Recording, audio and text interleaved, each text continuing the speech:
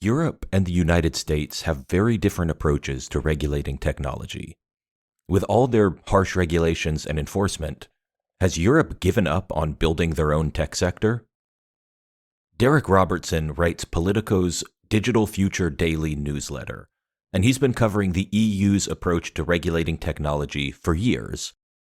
He joins the show to discuss all of these things about Europe's approach to technology, including the European Union's philosophical differences with the US on tech, what motivates that different approach, if anything, and whether they're ever going to be able to compete on fair terms with US tech giants.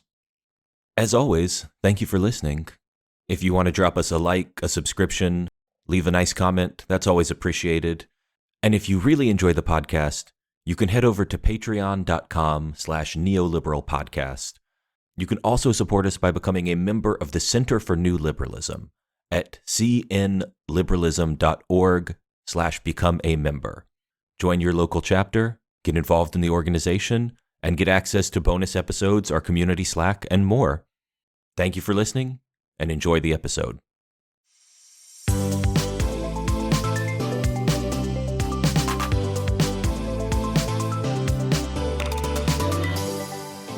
Welcome, everyone, to another episode of the New Liberal Podcast, part of the Center for New Liberalism. I'm your host, Jeremiah Johnson, and joining me today is Derek Robertson. Derek, welcome to the show. Hi, thank you, Jeremiah. Big Infinite Scroll fan. Thank you. We're always allowed to plug my own work on the, I'm very much a self-dealer in that respect. So, but no, I'm excited to chat today because it's something that I've been thinking about a lot. I think a lot about technology and social media and kind of where those systems are taking society. And one of the things, if you think about this a lot, that you start to recognize is that the United States and Europe have very different attitudes towards how all of this works.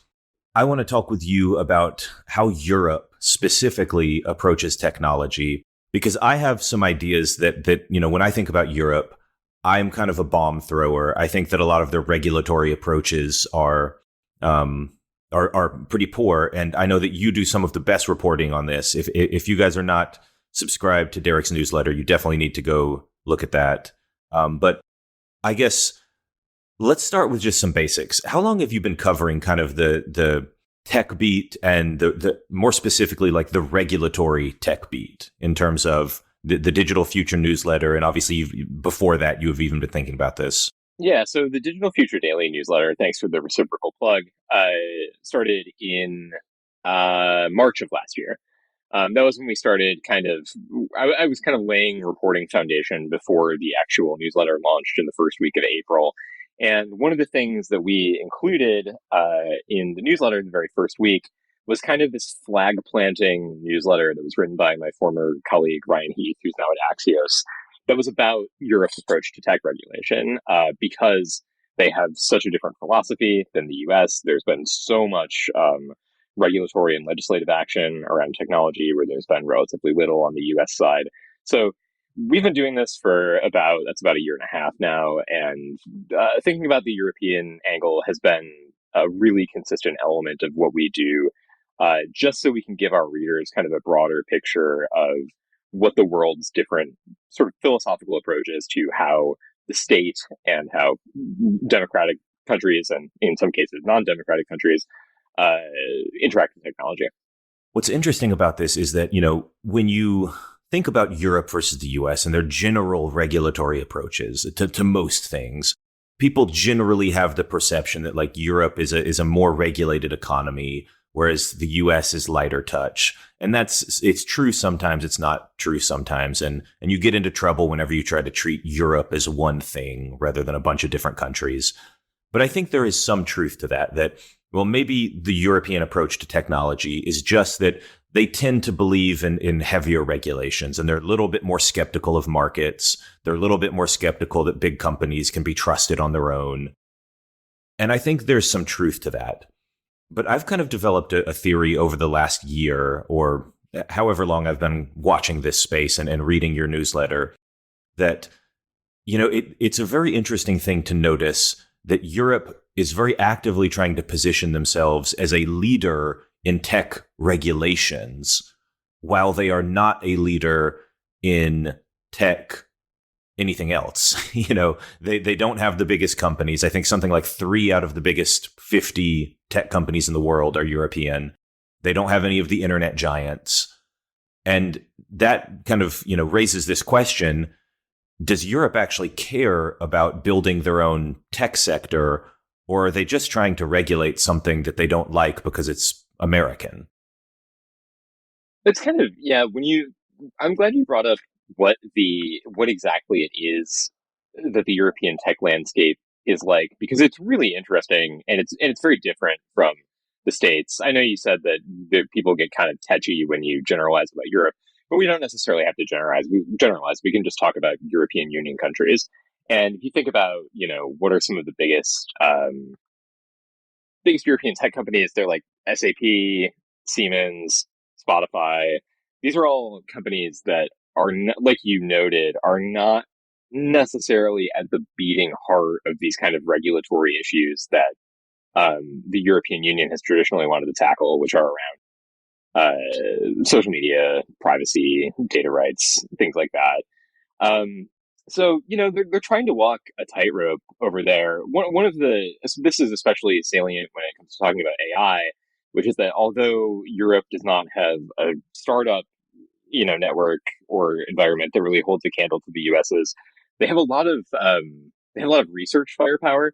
Of course, that's become less important in the AI space in recent years, because if you look at, at the end of the year for the past few years, I don't remember who it is, I apologize, but somebody publishes a report of one of the most cited AI papers. And every year, the proportion of academic research it becomes much smaller, and it becomes much more dominated by DeepMind and other big American private players. I do think it's a valuable point, though, just to emphasize what you're saying. The problem is not that Europe does not have tech talent. Right. It's either you could call it a regulatory approach or some sort of cultural thing or some mysterious factor. There's plenty of smart researchers and people in Europe. That's not the issue. It's something in the water that's just stopping them from forming big tech companies. Yeah, I mean, the way that I tend to think of it is that it's almost less that there's something in their water and there's something not in it, which is namely, the United States is the home of Silicon Valley. It's one of the great, you know, cultural, technological, kind of civilization level achievements that this country has to its name in the modern era. Is that the modern computer industry and the internet and the smartphone. These are all transformations in society that were generated in Silicon Valley along a very particular set of regulatory principles, which are it's America. They're inherently going to be far more laissez-faire than the ones in Europe, the European Union for the most part. They just don't. They're starting. I think anyone in Europe, whether it's a state actor, a private public partnership, academia, you're kind of starting behind the 8 ball, just because there isn't this long tradition of innovation and, frankly, an expectation that companies and startups have in the United States that when they're building a product, they are not going to have to, comply with the European Commission or, a national privacy regulator, or more commonly in the case of Europe, both of them and a slew of other regulators at that.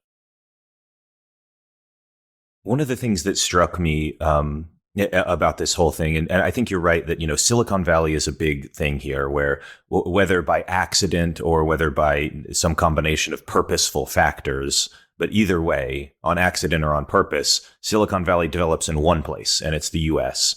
And you can talk about the general U.S. drive towards laissez-faire economics. You can talk about how the venture capital industry is really important here, I actually think, as well. The fact that Europe has never really had a very strong VC industry has stopped them from a lot of things. But my cynical interpretation of this, and I'd love for you to, smack this down if it's too cynical, but I look at this and I see that, Europe is kind of behind the 8 ball, as you said, and they don't have any giant tech companies. They don't have much of a tech industry other than, you can talk about a couple of exceptions. There's Spotify, There's the Dutch semiconductor fab company ASMR, ALMR. It's one of those. ASMR is something else, Yeah, but it's that the company that makes all the super advanced chips. But like other than a ASML. cup, what is it? It was ASML. It was on the tip of my tongue. ASML. Yeah, it's way too Yeah. close to ASMR. Yes. Um, but other than a couple companies, they just don't have these. And so when I look at Europe, finding, Meta, $4 billion and then coming back 2 years later and finding them another $5 billion, or finding Google every 3 years, which they seem to do, or kind of going after Microsoft or Amazon or whoever it is in this round.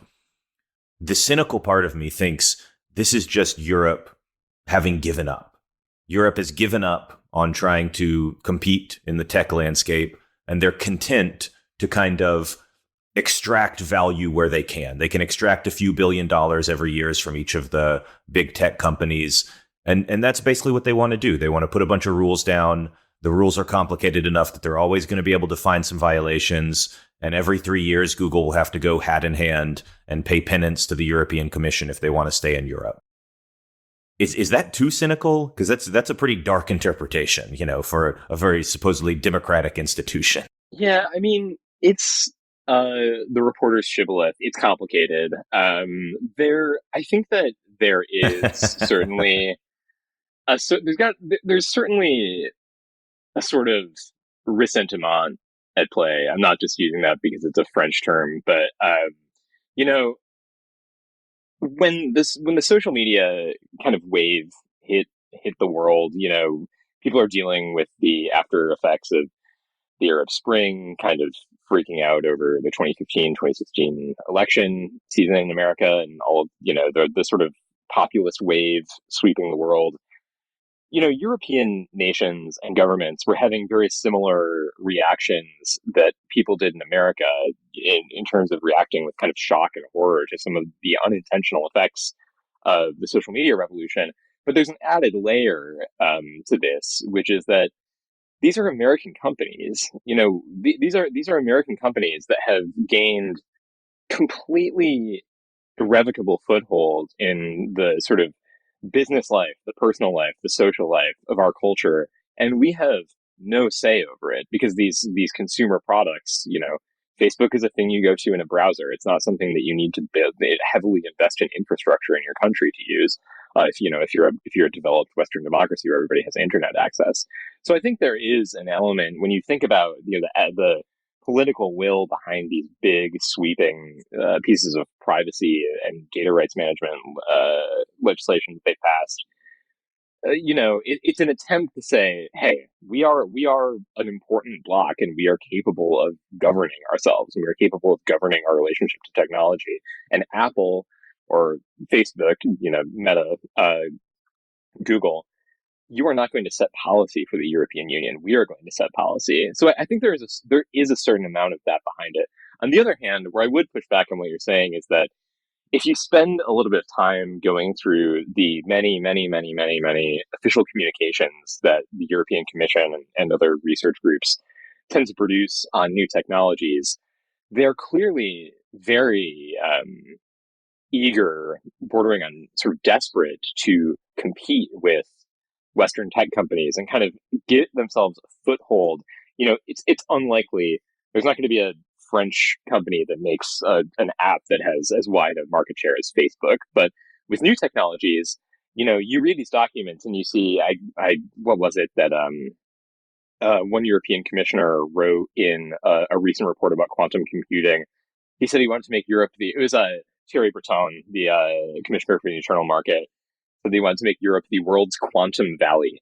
And then you have companies like, Mistral, the French open source AI company, has raised something like $110 million to attempt to get a foothold in the open source AI market. So there are a couple of things going on. You have that, desire to establish tech autonomy from big American tech companies, but you also have like a very strong desire to throw money at the problem essentially and use some of the capital that we were talking about before to if I think that it's probably there might be some people who believe that Europe can never be on like an even playing field with American companies. I don't think that most people really believe that's a possibility. But if not to even, at least to kind of bring, sort of even out the equilibrium a little bit between who is making, who is innovating. Mm-hmm. So you're saying kind of there is some of that resentment of American companies. We don't want them to come in and dictate what our society looks like. We're going to set our own rules. There's some of that, but also like they still do want to compete and they want to have big tech companies. They're just, for a variety of reasons that we can get into, they don't seem to be very good at it right now. Yeah, exactly. Uh, one of our so a couple of our reporters, we had a sort of transatlantic reporting collaboration recently about France trying to establish itself as an open source AI power, by throwing a lot of capital behind Mistral and enabling a bunch of other policies that they hope will, Mm-hmm. you know, help them kind of go into league with maybe a company like Meta that's positioning itself as an open source Yeah. alternative to closed systems like AIs. There's something funny that actually I got from, I think I got this from your newsletter. I'm 95% certain this is something you wrote, or maybe Ben, who also writes your newsletter. One of you guys wrote this, and it just struck me as a very, very emblematic thing where you were talking about what Europe is doing with AI. And there's some commissioner saying like, we are proud that Europe is positioning itself as a leader in the AI regulation space. And the fact that it wasn't the AI space, that it was the AI regulation space. And like, this was clearly like a point of pride. Like, this was a boast in context. This was a commissioner boasting about their, how Europe is out in front, but for regulation. And I just thought that was so emblematic of what's going on here, Yeah, I may or may not have heard people in the tech industry refer to Brussels, which, for if listeners don't necessarily know, is where the European Union is headquartered, as the Silicon Valley of regulation. Which I is which is frankly why my newsletter covers them so much. That's 100% correct. They, to your earlier point, there is an element at play here of European regulators saying, if we are not going to necessarily lead when it comes to these products, we can lead in how democratic governments kind of relate to these products, because the States has largely punted on that, or decided that that's not a priority for us. You only have to look as far as the sort of failed American privacy bill to see that. Mm-hmm. There's an interesting thing that happens when I talk with people who talk with people. So I'm getting some of this information third hand. But Yeah. like I have colleagues and I have contacts and they talk with European regulators. And, these are like subject matter experts in the technology field. And they go and sometimes their expertise is asked for. And they've talked with some of these European commissioners, people who work in Brussels and different departments. And one of the things they've told me, and again, we're getting this secondhand, so take it for what it's worth. But Sure. they say that, these regulators have a reasonable understanding of technology. Like no bureaucrat ever has a great understanding of technology, but it's Right. reasonable, and that they have legitimate concerns. They are genuinely concerned about things like monopoly power or market abuse or privacy, but that what never ever comes up in European discussions, and that what makes it so starkly contrasted with the United States, is growth. And this person just remarked to me one time that I don't know that I've ever heard a European commissioner who focuses on technology talk about economic growth, like ever.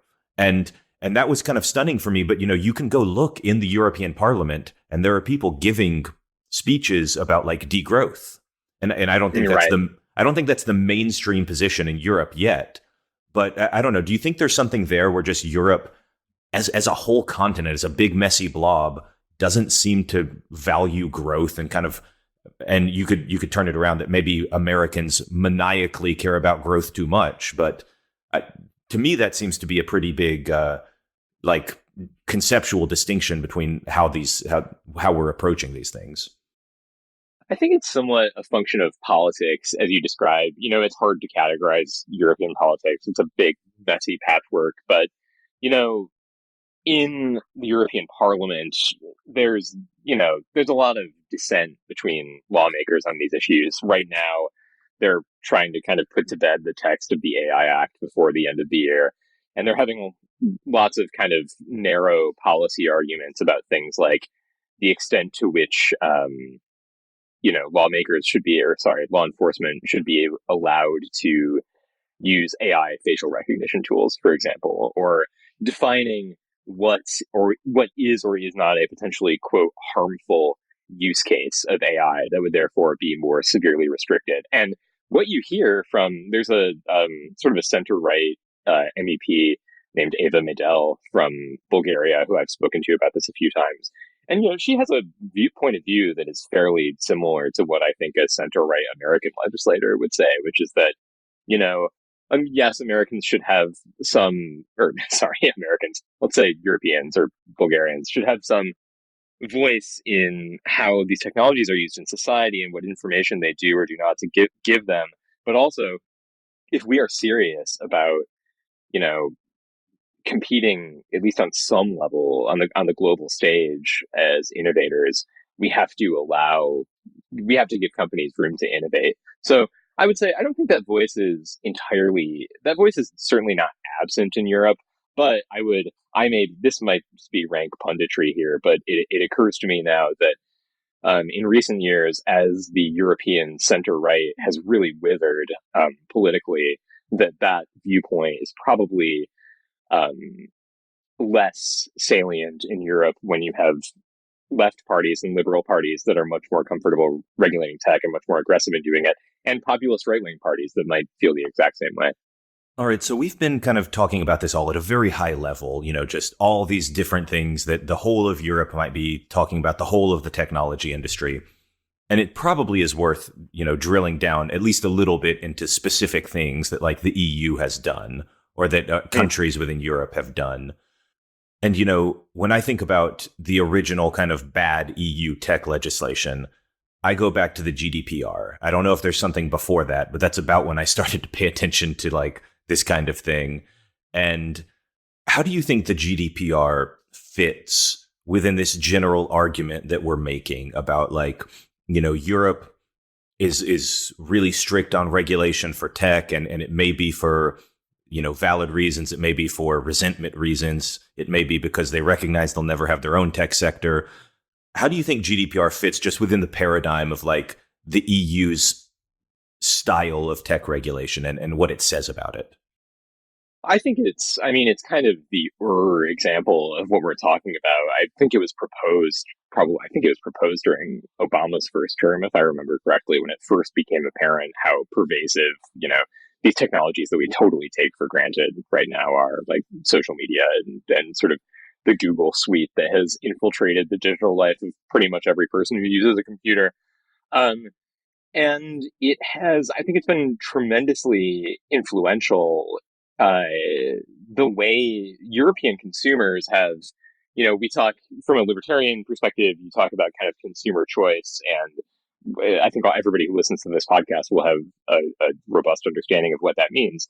But I think that someone in Europe and somebody who is in favor of regulation like this would make the argument that regulation like the GDPR also gives the consumer a great amount of choice, because it gives them, it's sort of the pro GDPR argument is this empowers users to know what data is being collected about them, how it is being used, how long it will be stored by a company. And this is just one, but sort of the primary muscle that it has is in empowering consumers in this way. It forbidding companies from doing certain things without disclosure, forbidding them from doing certain things at all with consumer data.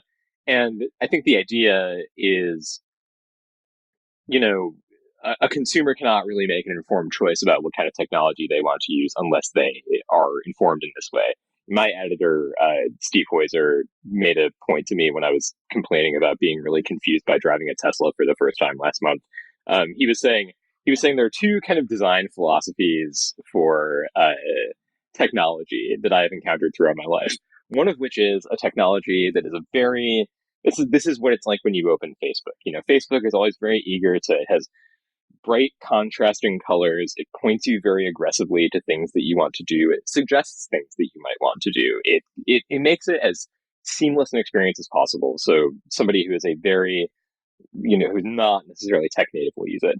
And then there are products that are more or less like the ones that Elon Musk builds, which are built by engineers and are built with the mindset that an engineer would have, which is that everyone who's going to use it is going to comprehensively read the manual for it before they use it. And that is a little bit more what the American tech landscape is like.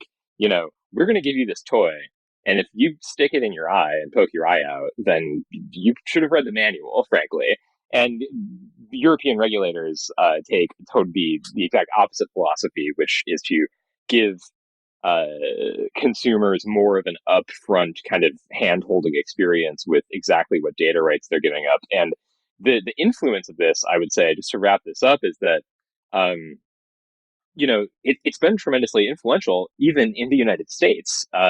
You know, I think if I remember correctly, one of Jerry Brown's last acts as governor of California was to sign the California Consumer Privacy Act into law, which is basically a mini GDPR that now applies to residents of California and is the reason that every time you activate a new device or sign up for a new service, it has a laundry list of CCPA disclosures. What's interesting about the whole idea of, we want people to be making informed choices. And certainly I think, in theory, that's a good thing. Economists will talk about, if we don't have informational symmetry is the technical economic term, then markets are not necessarily going to clear. The markets won't be efficient. And so you can make like a very, very detailed economic argument with all the graphs and everything that you definitely need informational symmetry. You need people to have the information that's available. But in practice, what this looks like from a GDPR perspective, and I think everybody knows where I'm going with this, is just a bunch of boxes that say, yes, I accept the cookies. Yes, I accept the cookies. Yes, for the 10th time today, I accept the cookies. And I think we've all been clicking those boxes for years. And, it's a question of, in theory, it's good for, these, you want people to know when data is being collected, when cookies are being used or whatever. But in practice, it's just introduced like a very minor aggravation into everyone's life that, is of questionable value, I would say. Yeah, I mean, it's not for no reason that there's an entire South Park episode about this, right? The terms of service. I didn't actually know that. I have Really? not watched South Park in a long time, I'll admit. Yeah. Well, the irony of this is that it's an episode kind of like sending up the concept of like, what are you really agreeing to when you sign up for a terms of service. But I think that, I mean, I haven't watched. I don't think I've watched a new episode of South Park in many years. But the point I'm trying to make is that this is from a much earlier. I think it was from like 2009 or 10 or something like that.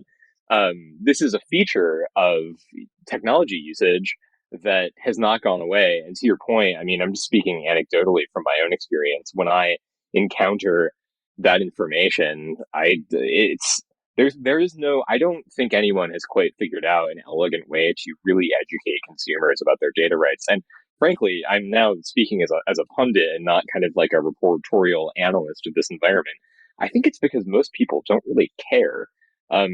Consumers have demonstrated over and over and over and over again that they're sort of willing to forego principles of data privacy or data rights for convenience. And it's very interesting, just to kind of buttress your point a little bit.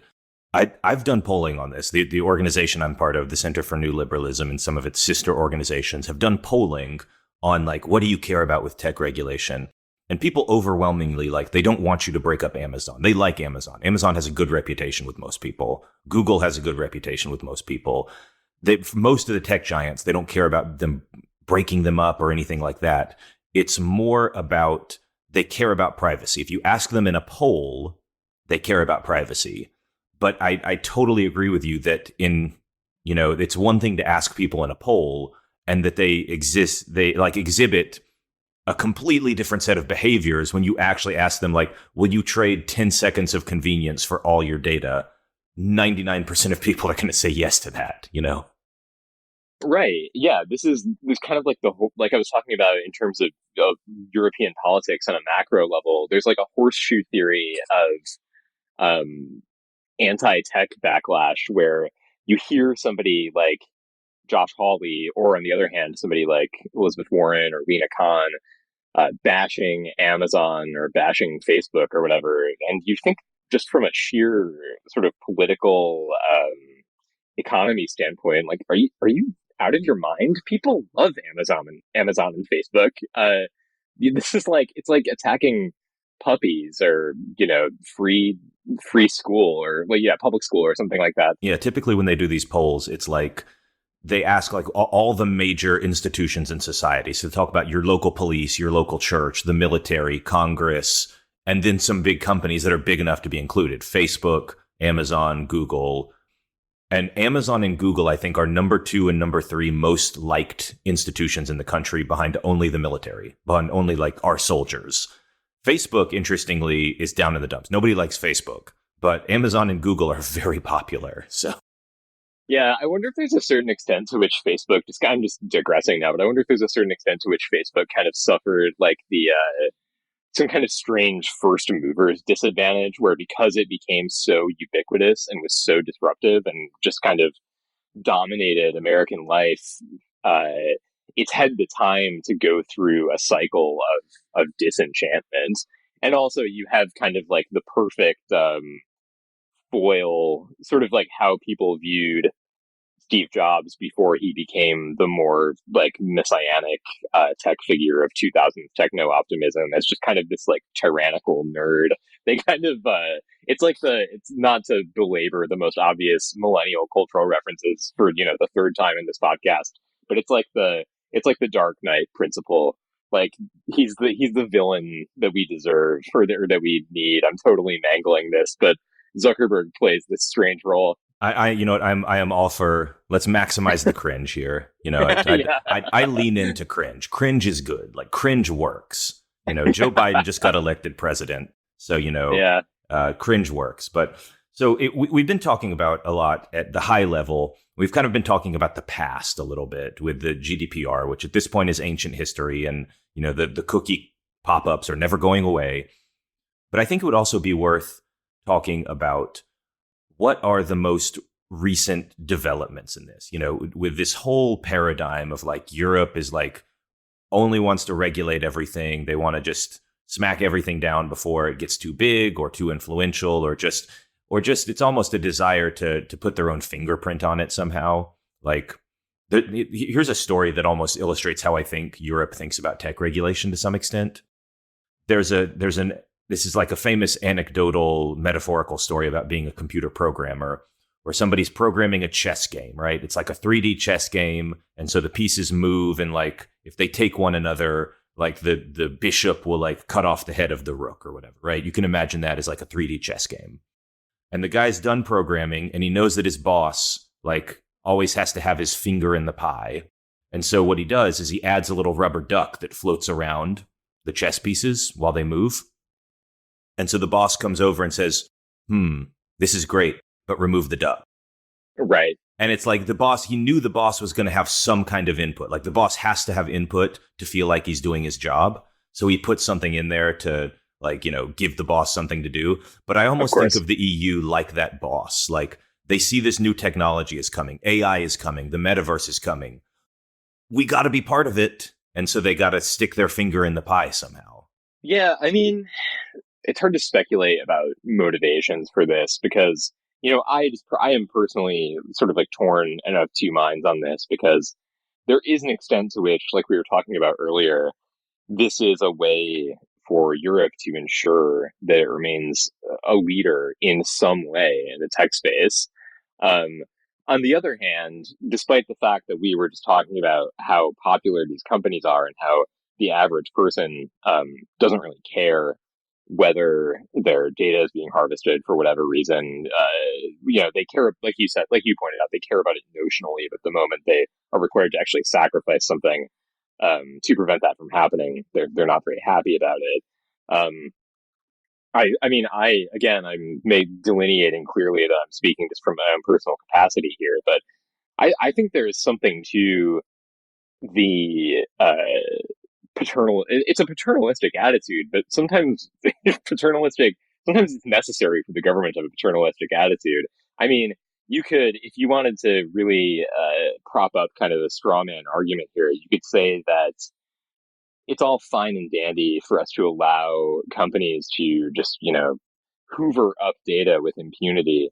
But we live in liberal democracies, and liberal democracies, as we all know from the past 10 years of American politics, can be unstable and unpredictable. And who's to say that one day a regime would not come into power that maybe had a philosophy about the usage of this data that is a little less like America's, or a little less like Europe's, or even a little less like America's, and more like China's.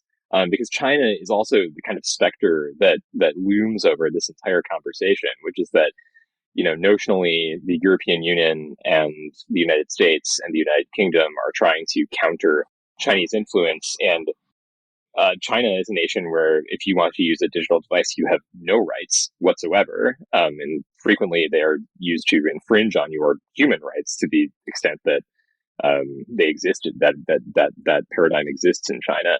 In fact, it's part of the reason that, they have the quote unquote everything apps in China, is that Yes. it's a great way for the government to be able to control just about everything you do through a single point of failure. And that's basically why WeChat exists, in a sense. Right.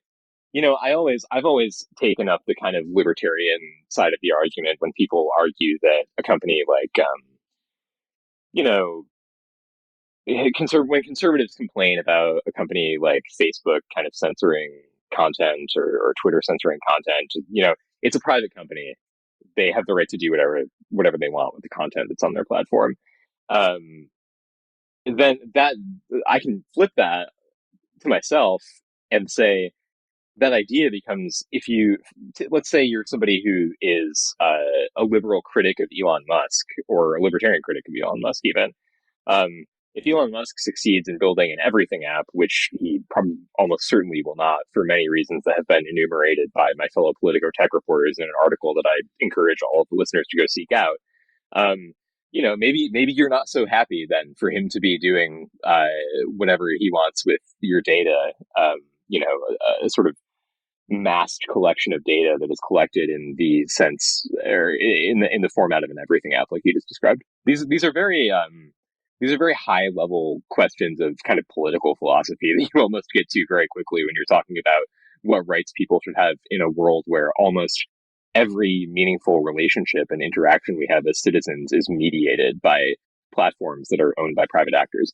I think that conversation definitely gets into very deep kind of areas of political philosophy and like what counts as a right. To take it back to GDPR, you can talk about the right to be forgotten, which, there's a lot of people who would look at that and say, that's not a right. What are you talking about, a right to be forgotten? Because in practice, the GDPR forces, certain news organizations to take down stories, despite the fact that they might be accurate, but if you believe there is a right to be forgotten, then that essentially you're just debating at a very high level, like, what do people deserve from apps? What protections do they deserve from technology companies, from technology ecosystems, from publishers?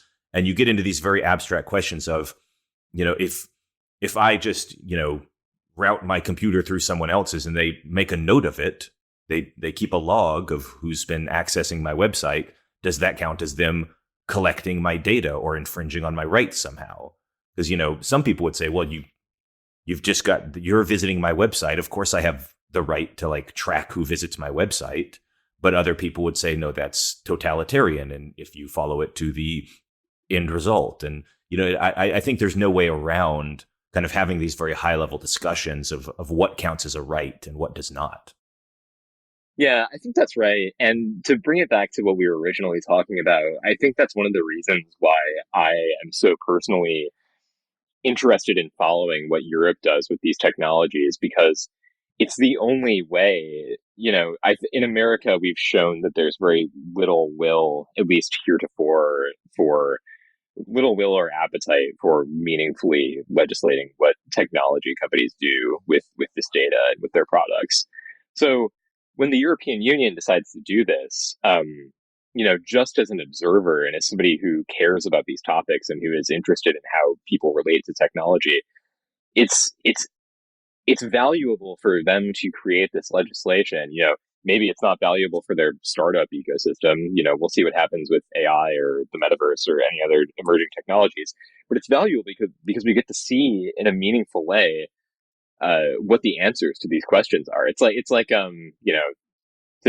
the sort of political cliche of the only poll that matters is the one that happens on election day.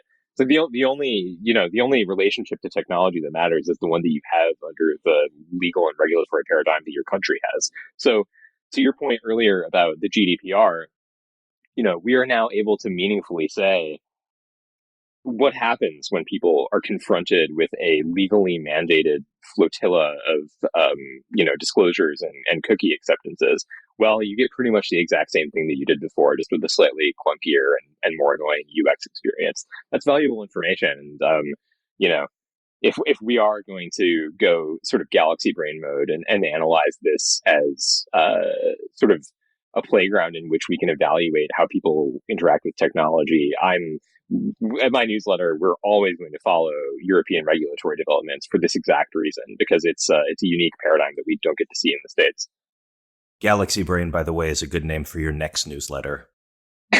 Thank you. That's there's somebody. Actually, there might be one. All the good names have been taken at this point. Yeah, I think Charlie Wartzel's newsletter might be called that. I think you're right. Yeah, I think that's Charlie Wartzel, Galaxy Brain.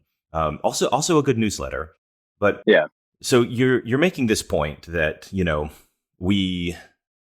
it's at least interesting in an academic way that Europe is doing this, because China just takes the totalitarian approach. They are a fascist state, essentially, and they're going to track everything you want for the purpose of, dominating their citizens. The US does very little and shows very little inclination to do more at a national level. And so the European approach is at least letting us discover things. It's running some natural experiments, maybe the economists would say.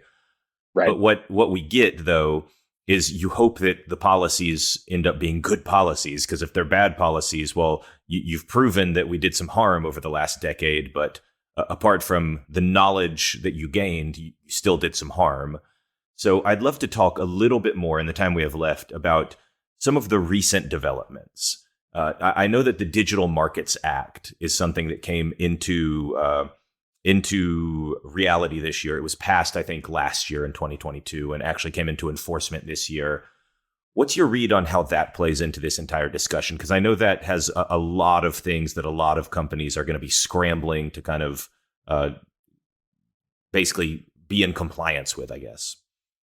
Well, the European Union, the Digital Markets Act is all about competition. The European Union is obsessed with competition in a way that is totally alien to somebody in America who doesn't pay attention to European economics or European politics, because it's just, with the exception of maybe the neo-Brandeisian folks over at the FTC, it's just not something that has been in the American paradigm at all.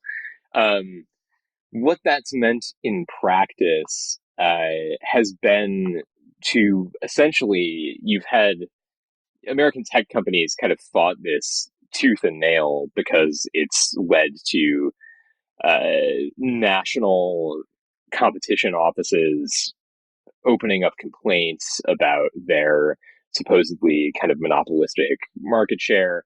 You even have sort of an echo, much like the California Consumer Privacy Act. You have echoes of it in American policy, with Google undergoing its antitrust trial right now for browser dominance, which is very much in line with the DMA.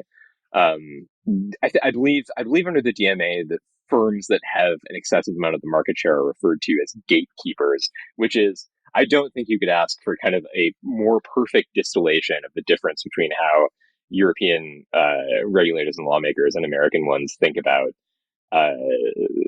these tech products, because American regulators and lawmakers would just think of a company like Spotify that has a third of the market share in the music subscription market as a really successful company, as opposed to a This is someone to celebrate, right? Yeah. Yeah, exactly. So it's extremely it's very revealing of kind of the overall contrasts between how the two continents handle tech regulation policy. The competition element of it is kind of the key element there. it's a little too soon to tell, I think, exactly what that's going to mean for how these companies operate in Europe. And frankly, I haven't just followed it quite close enough because in the last year, I've been laser focused on the AI Act, which has its own suite of kind of different attitudes toward the technology. But it's codifying into law ideas about how successful a tech company should be allowed to be that are pretty foreign, I think, to American ears. So we're nearing the end of the podcast, but before we get there, I want to ask you to do some prognostication, some prediction of the future. Everybody knows that the future is hard to predict, but this is, it's the second half of a podcast, so you can just go wild and say all sorts That's of crazy things. I'm pretty sure, moral law does not apply to the second half of podcasts. That's in the Bible somewhere. I firmly agree. So I guess what I'm curious about is you and I seem to agree on the broad contours of this, that Europe is much stricter in regulation than the US, and it has something to do, if not entirely, at least has something to do with the fact that they don't have their own tech companies, and they feel the need to be part of the story, and they want some say over what's going on. But I wonder, do you see that equilibrium breaking at any point? If the equilibrium right now is that America and to some extent, East Asia have all the big companies and all the tech advancement and all the innovation happens in those places, and the Europeans are the ones who are coming up with, air quotes, innovation in regulation. Is there anything that's going to disrupt that, or is that just how it's going to be for the next 10, 20, 30 years? I think that's pretty unlikely. I mean, I'll prognosticate. I mean, I think that the European Union is likely to maintain this course. I think they're already coming up with kind of laying down the very preliminary groundwork to legislate virtual reality technology, for example, which is a tech that has, the only the slimmest of consumer footholds, even in the States where, the biggest VR companies are based. I think that this will happen. The European Union will probably continue to use this as their lane because I don't think they're likely to be necessarily successful in creating startups that truly compete with American ones. On the other hand, I think you might also start to see, you've already seen a few examples of countries trying to have it both ways a little bit. The UK is its own special case because it's not in the European Union anymore, of course. But they do, as I mentioned, I think I mentioned before, I don't remember if it was before we started talking or during the podcast, they have essentially wholesale copied the GDPR. So there's still a lot of philosophical overlap between what British regulators want to do and what European ones want. But the UK, especially under Rishi Sunak, who's obsessed with AI policy, has tried to position itself as a kind of middle ground between the totally, for the most part, laissez-faire approach of the States and the EU's approach, which is to have a big sweeping AI bill that's going to be finalized by the end of this year. You also have in France, as I mentioned before, Macron is really invested in trying to develop some sort of robust AI sector. So if I had to put it in a nutshell, my prediction would be that the EU maintains this approach and its position as the world's regulatory laboratory for tech, while some countries and, maybe depending on whatever their particular strengths are academically or in terms of industry, try to find carve outs where they can to innovate in the fringes and maybe strike gold. Mm-hmm. The natural question that comes to me, if we're not going to be seeing any change, if we're still going to have kind of this American approach and the European approach, broadly speaking, I wonder if that's going to lead to kind of a bifurcated internet. If we're going to see a European internet and a European set of technologies, and then an American internet and an American set of technologies. And you can already see some of the beginnings of this. Like Canada recently introduced, and Canada's not in Europe, for those who are failed geography like I did. But, Canada introduced a link tax that, is pretty much economically illiterate. I think that, the publishers benefit from Google listing their results. It's not that Google needs them, it's that they need Google. But Canada passed this thing that if you include a link on your website and it drives traffic to a publisher's website, you have to pay them on the theory that like Google and Facebook are benefiting from the newspapers and these other sites' work. And Right. so some of these sites have just said, well, fine, we won't do it. Google has shut down in some countries their Google News service because they don't want to pay a link tax. And Facebook has just disabled the sharing of news articles. Right. And it makes me wonder, are we on the path where, like with AI, if OpenAI trains their next super advanced model and it doesn't fit with some European regulations, are they going to bother to train a second model for Europe? Or are they just going to say, well, fine, nobody in Europe can use it. Like, screw you guys. We're taking our ball and we're going home. Yeah, I mean, not to draw another kind of macro political comparison, but this is part of the retreat from neoliberal globalism, things that I think we're roughly the same age, elements of the geopolitical and economic environment that we take for granted, which is that everyone is going to be using the same standard and essentially have access to the same things on a global level. And wow, isn't that this technological miracle? This is what I like to call like the Microsoft Encarta theory of like technology and enlightenment. Like, we're all going to hold hands in the global village and we're all going to have access to the same thing and it's going to be great. Almost every country on the planet is to some extent turning away from that idea, basically.